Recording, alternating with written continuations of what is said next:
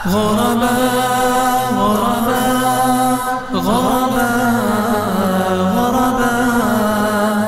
غرباء طائفة من أمتي ظاهرين على الحق لا يضرهم من خذلهم ولا من خالفهم.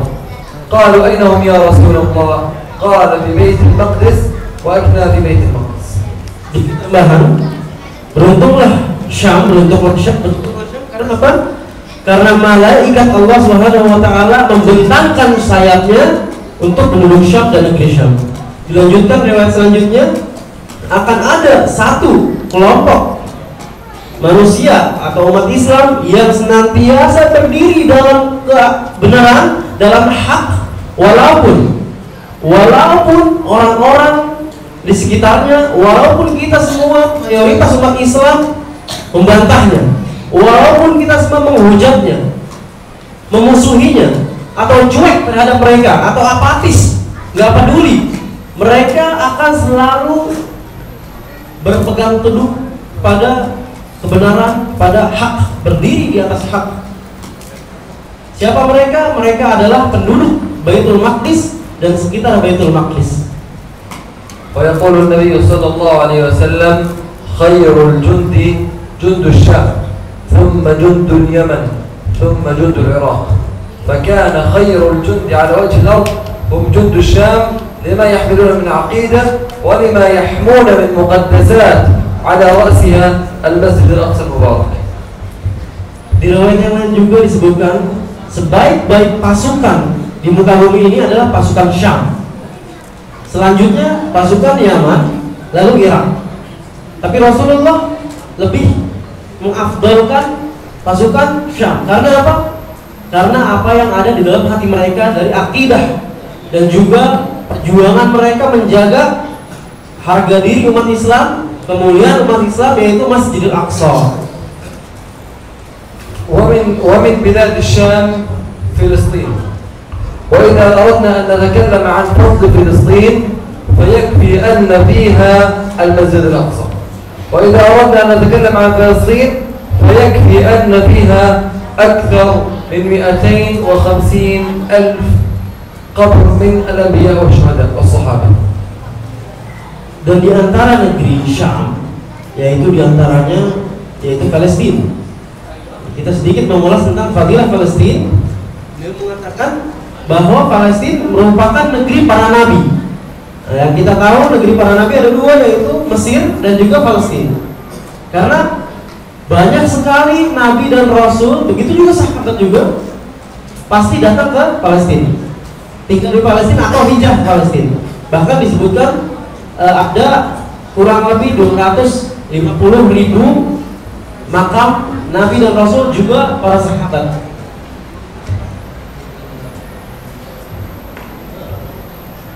نعم. إذا أردنا أن نتحدث أين الشام تقع، إذا أردنا أن نعرف أين الشام تقع فنقول أيها الأحبة أن الشام يا إخوان هي 4 دول. الشام 4 دول. الدولة الأولى فلسطين، ثم الأردن جوردن، ثم سوريا، ثم لبنان لبنان.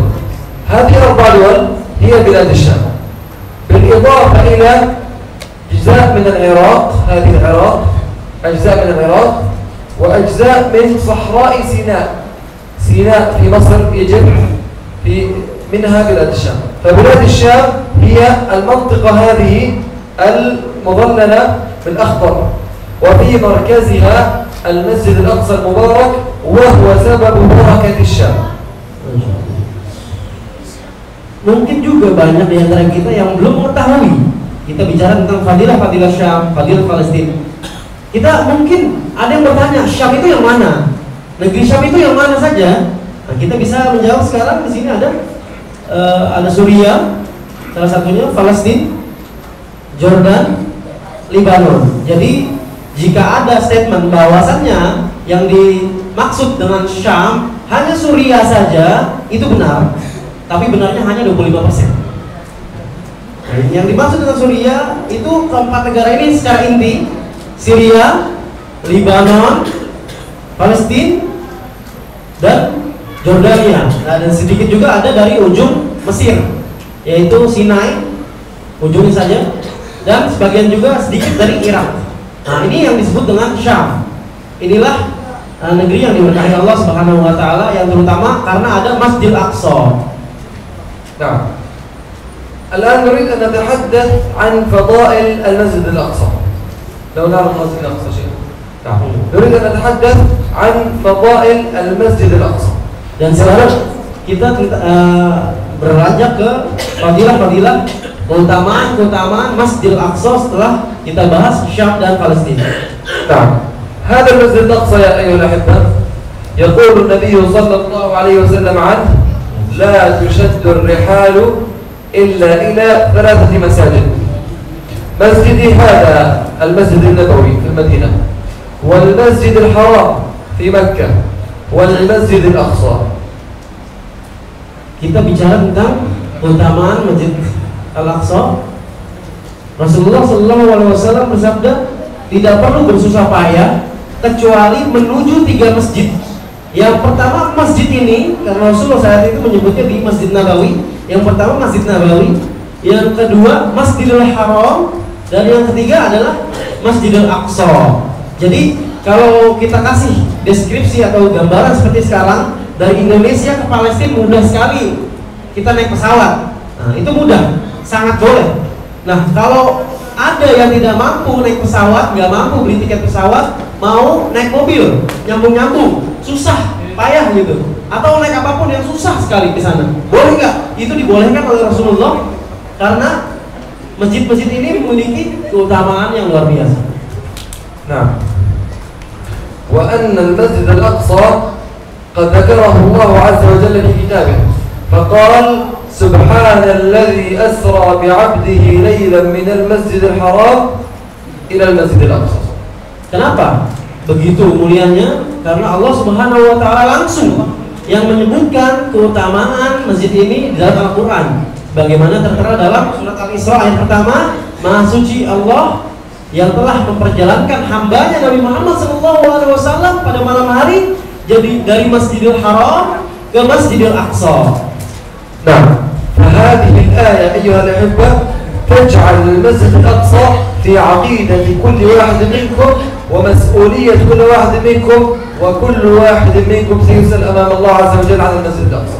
Ayat inilah yang mengikat semua umat Islam yang bernama Muslim, semuanya terikat oleh ayat ini. Karena apa? Karena semua yang mengimani Allah Subhanahu wa taala harus mencintai apa-apa yang dicintai Allah. Allah memberkahi negeri Syam, kita juga harus cinta kepada negeri Syam, termasuk Masjid Al-Aqsa ini.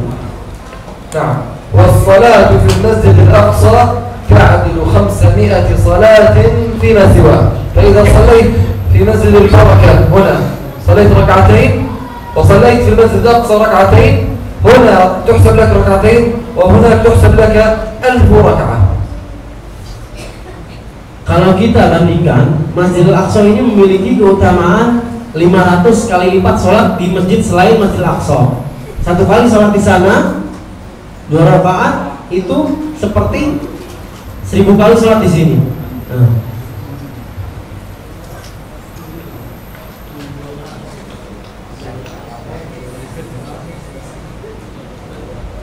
فهذه يا أيها الأحبة فضائل المسجد الأقصى المبارك التي تخص كل واحد منا.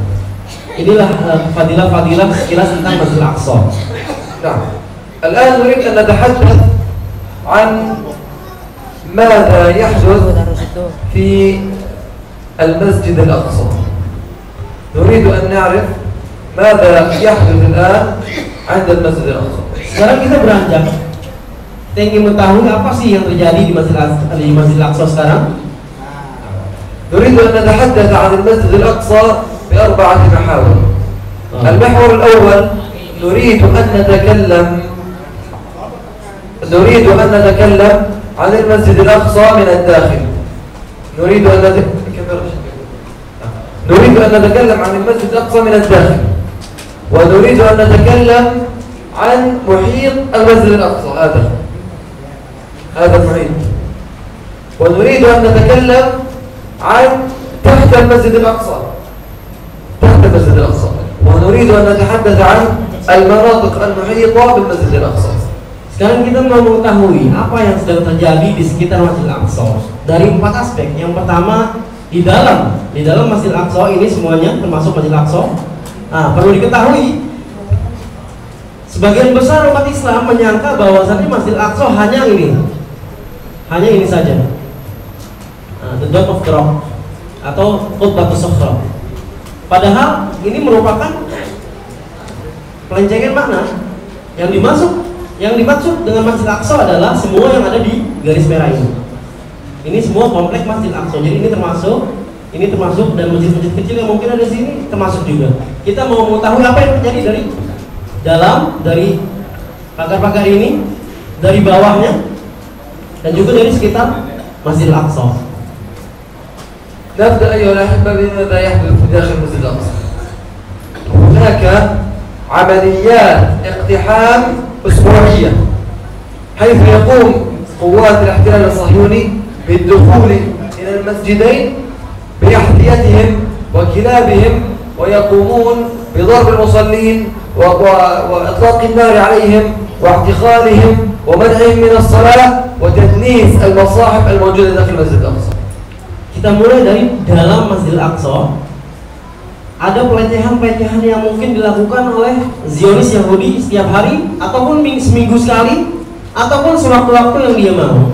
Pertama, mereka memasuki Masjidil Aqsa tanpa membuka sendal atau sepatu mereka, yang mungkin di bawahnya terdapat najis-najis dari luar masjid. Kemudian mereka juga membawa anjing-anjingnya mereka ke dalam, yang mungkin ada air liur yang tentunya najis.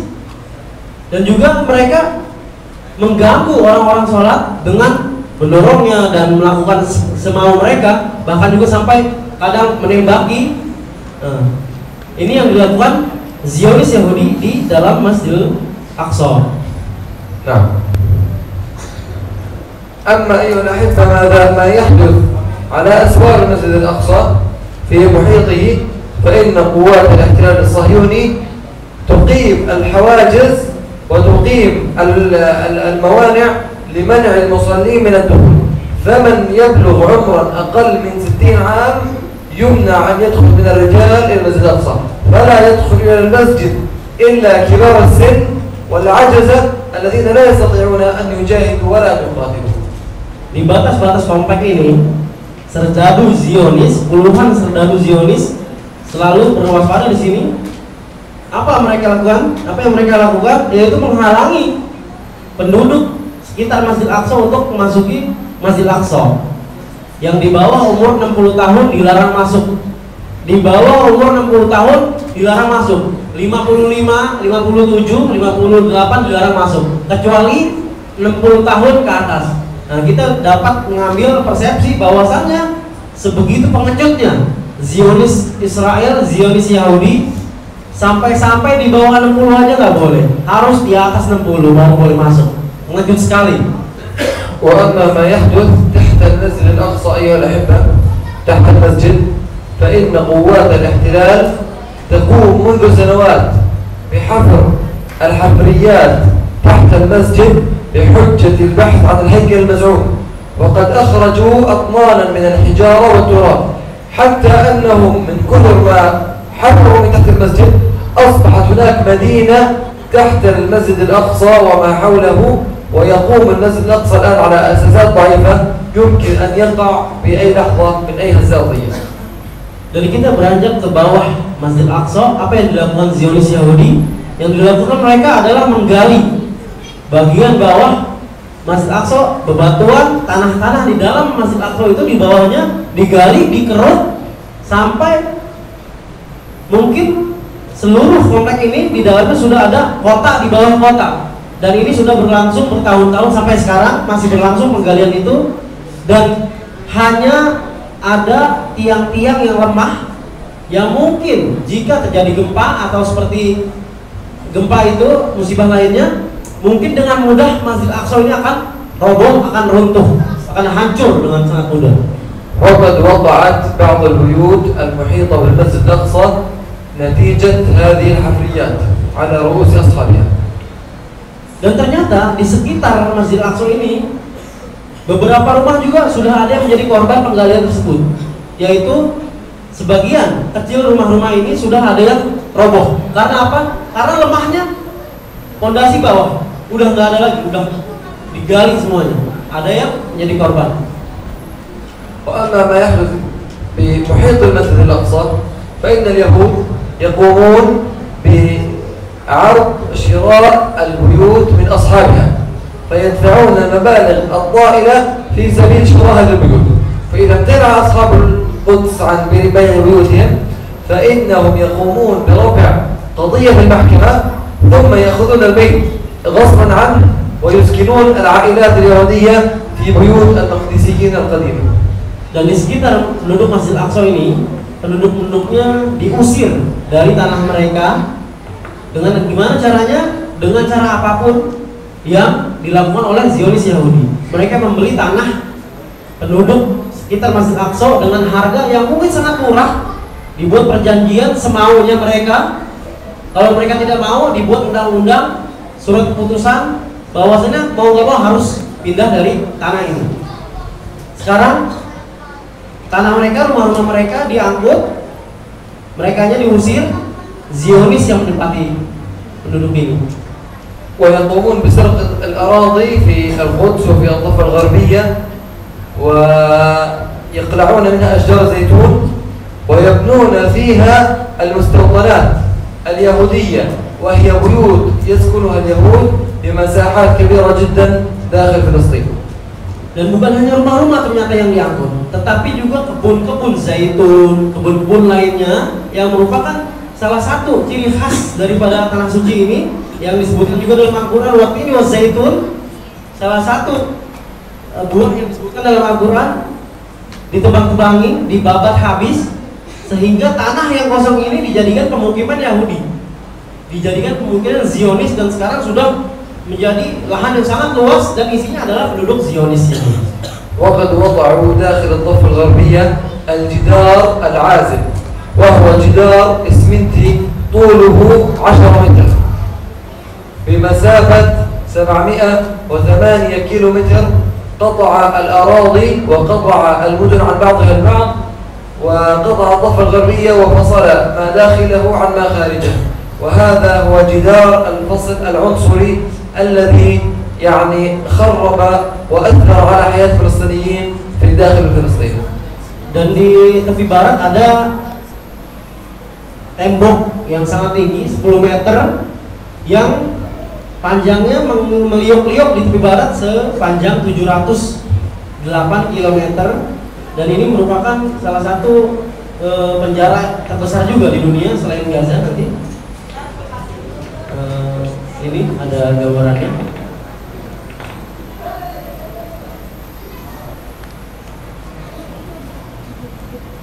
Inilah tembok itu.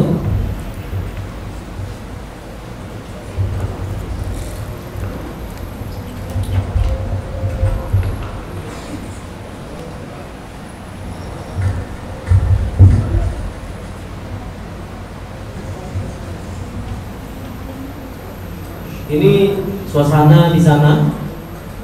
Tadi kita lihat ada pemeriksaan. Ini adalah antrian.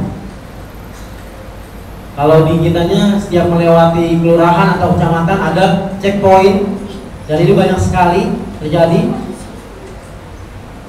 Dan seringkali juga ada yang sakit ingin berobat harus melewati antrian, nggak boleh melangkahi, harus sesuai dengan antriannya. Nah, ini ukuran dari tembok raksasa itu yang dibuat oleh Zionis. Ada anak kecil berdiri, kurang lebih tingginya seperti ini, 10 meteran, yang mengelilingi kota tepi barat. Bisa disaksikan tembok-tembok ini sudah 10 tahun lamanya mereka perlu merasakan hal ini.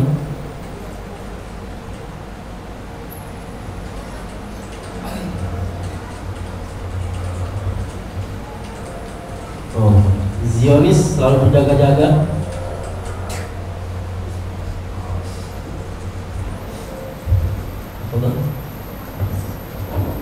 هذا أيها الأحبة الجدار العنصري الذي يفصل فلسطين ويجعلها نصفين.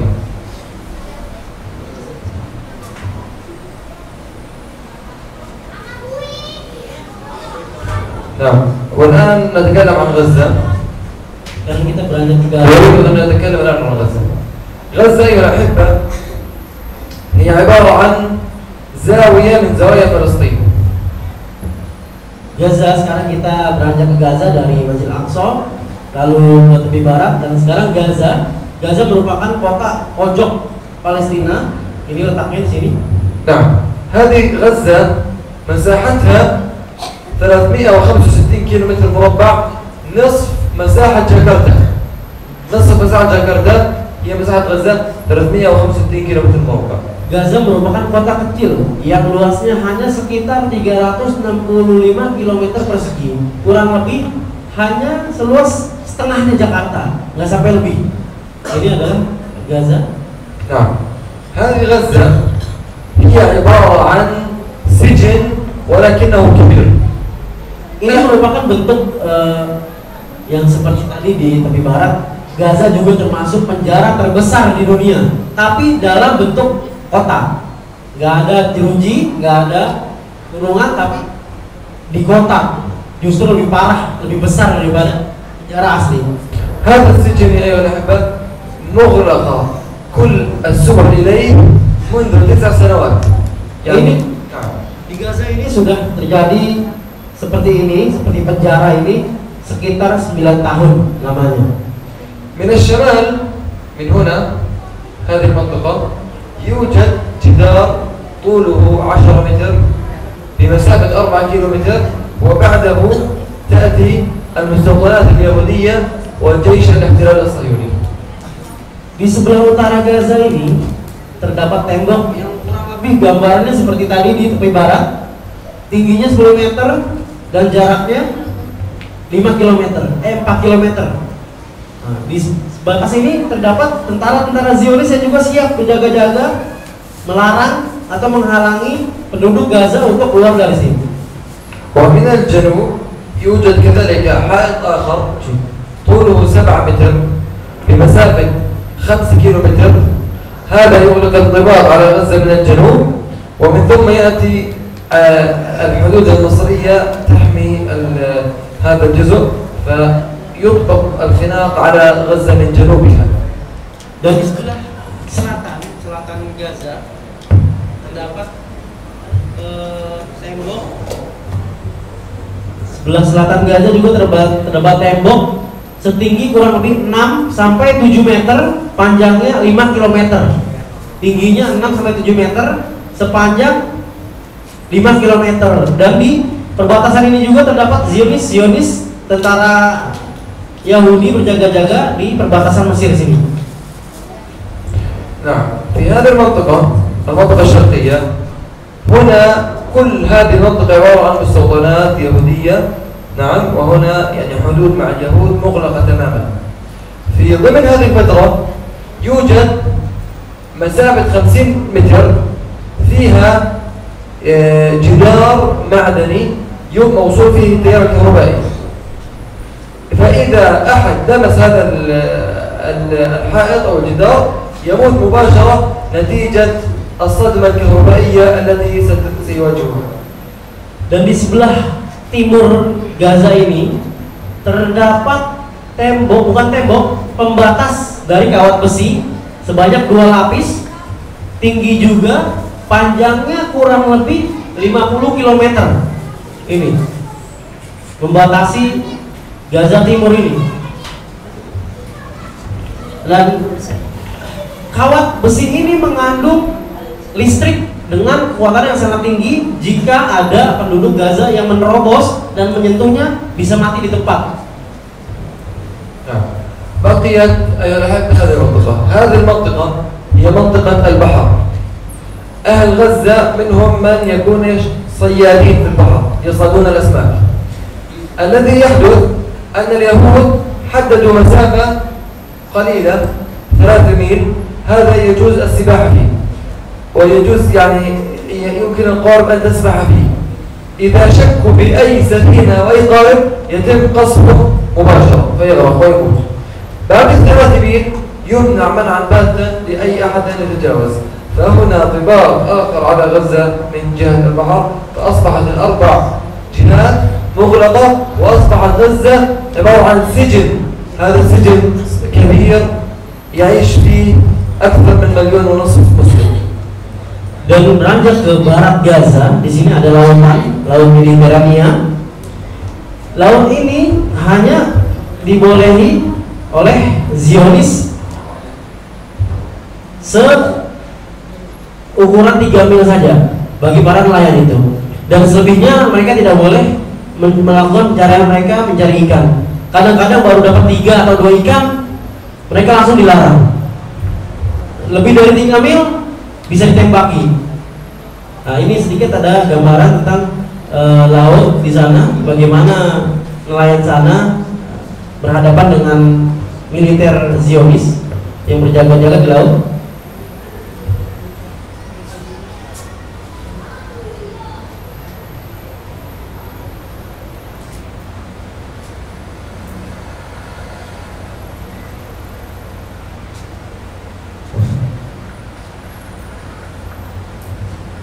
Sebelumnya boleh 20 mil, lebih leluasa.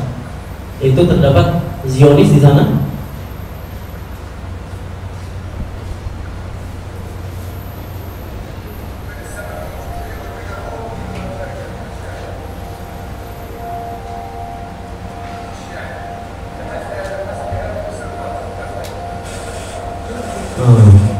Bayangkan jika kita seorang nelayan lagi enak-enak mencari ikan, ditembaki karena melewati batas, sedikit saja melewati batas.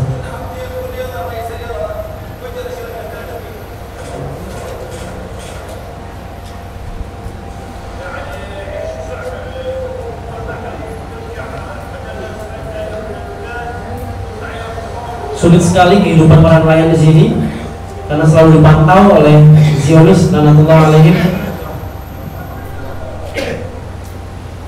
Ini protes yang dilakukan oleh para nelayan pada Zionis.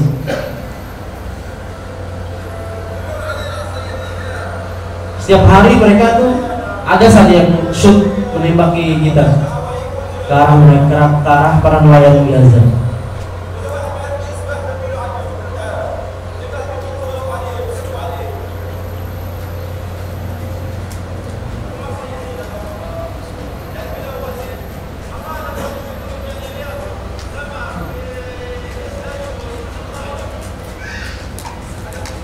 Bayangkan ini hanya diberi batas yang sedikit sekali jaraknya.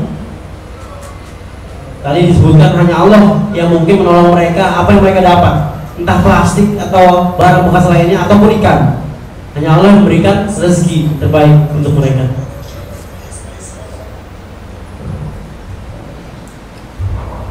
نعم أيها الأخوة، هذا حال غزة، وهذا حال فلسطين، وهذا حال المسجد الأقصى، وهذا حال القدس. جئنا إليكم لننقل لكم هذه الأحوال. هذه الأحوال التي رأيتموها كلها عبارة عن جزء صغير مما يعيشه إخوانكم في فلسطين. هذه كلها مناظر ومشاهد. أما من يعيش هناك فإنه يواجه المصاعب ويواجه المشاق ويواجه المشكلات ويواجه العدوان الصهيوني المستمر على إخوانكم. Demikianlah kita telah menyaksikan sedikit sekali atau bagian kecil daripada penderitaan rakyat kita di saudara-saudara kita, keluarga kita di Gaza, di Palestina, di Al-Quds, yang mungkin saat ini mereka sedang menghadapi jauh lebih banyak daripada yang kita saksikan ini, penderitaan yang disebabkan oleh Zionis Yahudi.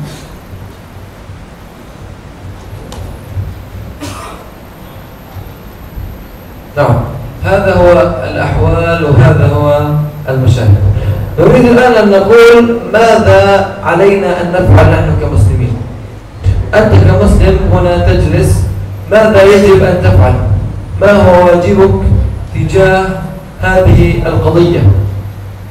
Berangkat dari bisa kita baca bersama, ini ada Perkataan Salman Al-Farisi radhiyallahu anhu, sesungguhnya tanah suci tidak mensucikan siapapun. Kita bicara sepanjang malam tentang tanah suci kita di Masjidil Haram, Masjid Nabawi, Masjid Al-Aqsa, berita-berita mereka, itu tidak akan berguna untuk siapapun. Yang mensucikan manusia adalah amalannya. Nah, beliau mengungkapkan apa yang kita lakukan. Yang pertama kita lakukan adalah apapun yang bisa kita lakukan semampu kita dari aspek apapun. يجب علينا أيها الأخوة بداية أن نحمل الهم في قلوبنا. يجب علينا أن تصبح القضية الفلسطينية وقضية المسجد الأقصى هي هم في قلب وصدر كل واحد منا. Yang pertama adalah memahamkan diri kita dulu bahwasannya ini adalah perkara umat Islam. Urusan Palestina, urusan Gaza, urusan tepi barat, urusan Masjid Al-Aqsa merupakan urusan umat Islam secara keseluruhan, bukan hanya tentang Palestina dan Zionis saja. ومن ثم ننشر هذه القضية بين إخواننا وأبنائنا وجيراننا وعائلاتنا وكل المجتمع حتى يصبح هناك عندنا رأي عام يحمل الهم ويحمل الدعم والمساندة لإخوانكم هناك. Dan tidak cukup pengetahuan itu, informasi itu hanya dalam diri kita saja, tapi kita juga seyogianya menyebarluaskan informasi ini kepada siapa? Kepada keluarga kita, istri-istri kita, anak-anak kita, saudara kita, tetangga kita, dan semua masyarakat yang kita kenal. Kita mesti menyampaikan informasi yang sebenarnya ini, bahwa inilah yang terjadi di tanah suci kita di Palestina. الأمر الثالث أن نبذل لهم ما استطعنا. Selanjutnya kita mengerahkan upaya kita apapun yang kita bisa, apapun yang kita mampu. فإذا استطعنا أن ندعو لهم دعونا الله عز وجل لهم. وإذا استطعنا أن ننصرهم بالكلمة ننصرهم بالكلمة. وإذا استطعنا أن ننصرهم بالفعل، بالقول، بالمال، بالجهد، بأن نذهب إليهم، بأن نرسل إليهم ما استطعنا من الأدوية، من الأموال، من هذه الأمور كلها، فهذا هو واجبك أمام الله عز وجل. Selanjutnya adalah kita lakukan apa yang kita mampu. Pertama mungkin dari doa. Ini yang paling mudah.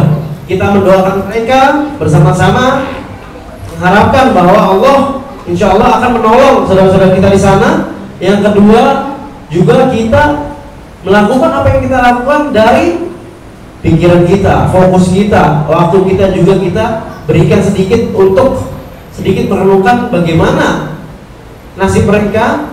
Dan juga kalau kita punya harta yang lebih, kita sumbangkan sebagian harta kita. Dan sebenarnya kedatangan beliau ke sini tidak semata-mata hanya untuk tabarruat, tidak semata-mata hanya untuk mengumpulkan sumbangan-sumbangan, tapi yang utama adalah menanamkan keyakinan, menanamkan keimanan, agar kita semua paham dan beriman bahwa ini adalah masjid suci kita yang sedang dioyak-oyak oleh Zionis Yahudi, sehingga jika keimanan sudah menempel di hati kita, tidak masalah mau kita keluarkan berpuluh-puluh juta juga tidak masalah. Tapi kalau tidak ada iman dalam hati kita, tidak paham bahwasannya perkara Palestina, perkara Masjid Al-Aqsa bukan urusan kita, tidak mengerti apapun, kita akan sangat berat membantu keluarga kita di sana. وحتى إذا سألنا الله عز وجل ماذا فعلت لإخوانك في فلسطين وفي غزة وفي القدس، تقول له أني فعلت كذا وكذا، يكون بين يديك شيء قد قدمته لهذا الشيء الذي يخصك كمسلم في عقيدتك وفي دينك وفي سلوكك. Sampai nanti jika Allah Subhanahu wa taala الرسالة أن تصل، وعلى الشعب الإندونيسي المبارك أن يعني يساعد هذه القضية بكل ما استطاع من جهد ودعاء ومال ويعني وبذل. فنسأل الله أن يقبل منا ومنكم. السلام عليكم ورحمة الله وبركاته. Inilah yang mungkin harus kita lakukan untuk saudara-saudara kita di sana. Semoga Allah Subhanahu wa taala menerima semua amalan kita, baik dari doa ataupun dari pertolongan kita, dari sebagian harta kita, dan semuanya yang kita mampu insya Allah menjadikan berat timbangan. Ini ada sedikit laporan dari sahabat Al-Aqsa. Ini merupakan bentuk tanggung jawab atau amanah kami dari sahabat Al-Aqsa atas infak-infak dari rakyat Indonesia.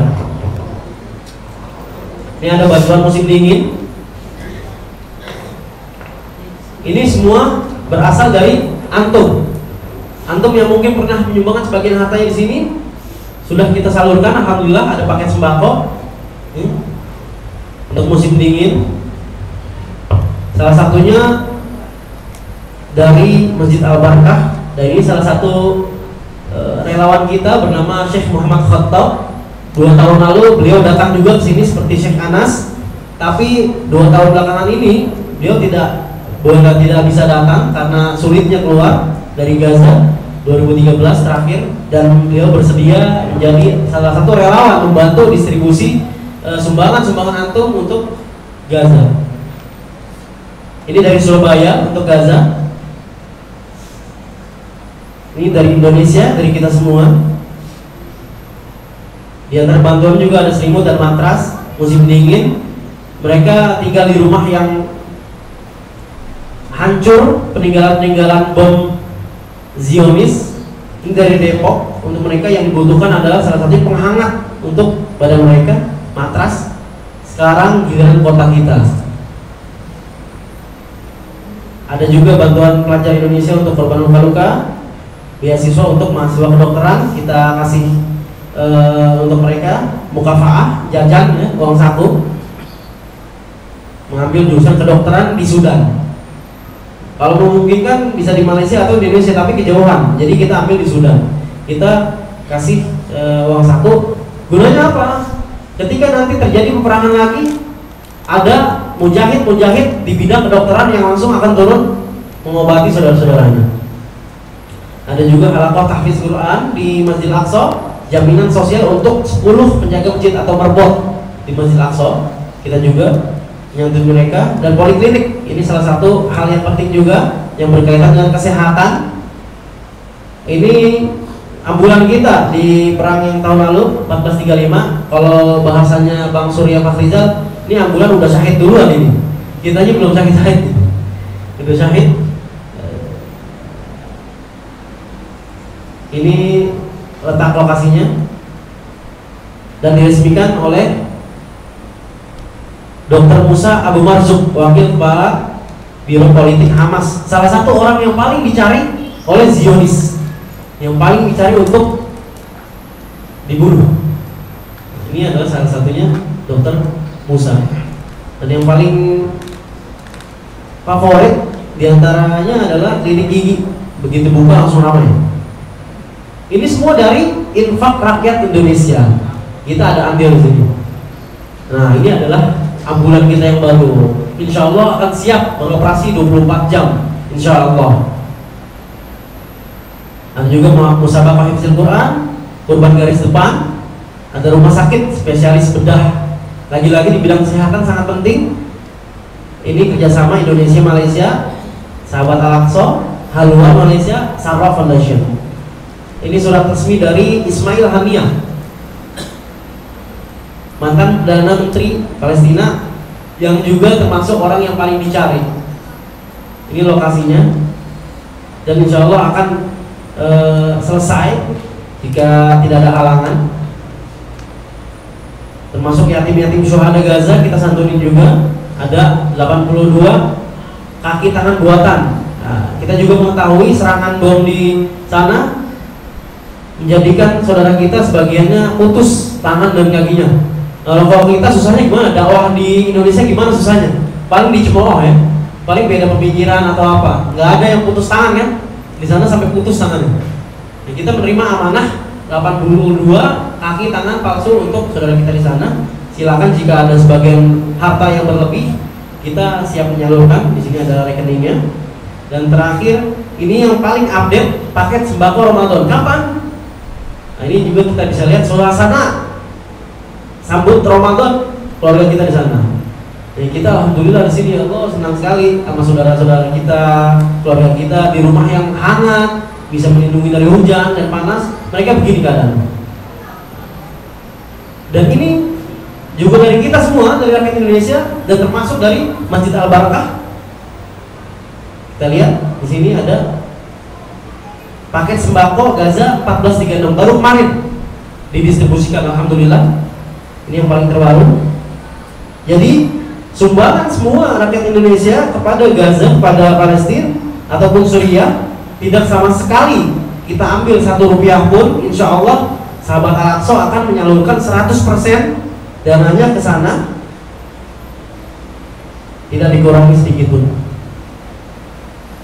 Dan juga karena kita tidak mengurangi sedikit pun, maka terbuka juga pintu sebelah untuk operasional para imam ataupun para relawan.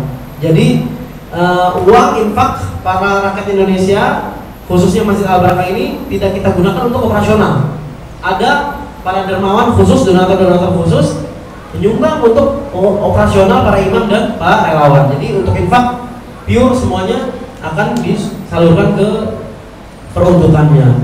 Mungkin sekian dari kami, itu saja.